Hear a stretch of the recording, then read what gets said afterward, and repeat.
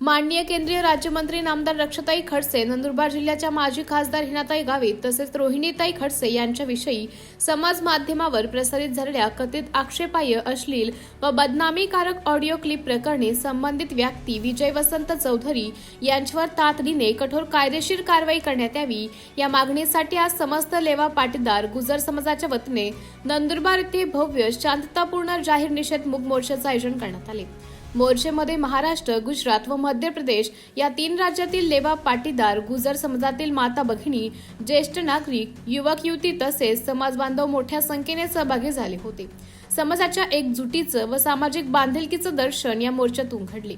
मोर्चाची सुरुवात प्रादेशिक परिवहन कार्यालय आरटीओ परिसरातून करण्यात आली।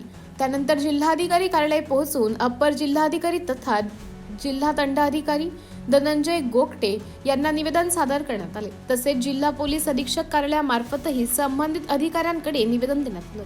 निवेदनामध्ये समाज माध्यमांवर प्रसारित झालेल्या कथित ऑडिओ क्लिपची निष्पक्ष, सखोल व वेळेत चौकशी करून दोषी आढळणाऱ्या संबंधित व्यक्तींवर कायद्यानुसार कठोर कारवाई करण्याची मागणी करण्यात आली। तसेच अशा प्रकारच्या महिला विरोधातील बदनामीकारक वक्तव्यांना आळा घालण्यासाठी प्रशासनाने ठोस पावले उचलावीत अशी मागणी करण्यात आली। प्रशासनाच्या वतीने सदर प्रकरणाची निष्पक्ष चौकशी करून कायद्यानुसार आवश्यक ती कारवाई करण्यात येईल असं आश्वासन देण्यात आलं। दरम्यान निवेदनाची दखल घेऊन योग्य ती कारवाई न झाल्यास समस्त लेवा पाटीदार गुजर समाजाच्या वतीने व्यापक लोकशाही मार्गाने जन आंदोलन उभारण्यात येईल असा इशाराही निवेदनातून करण्यात आला। संपूर्ण मूक मोर्चा अत्यंत शिस्तबद्ध, शांततापूर्ण व संयमी वातावरणात पार पडला।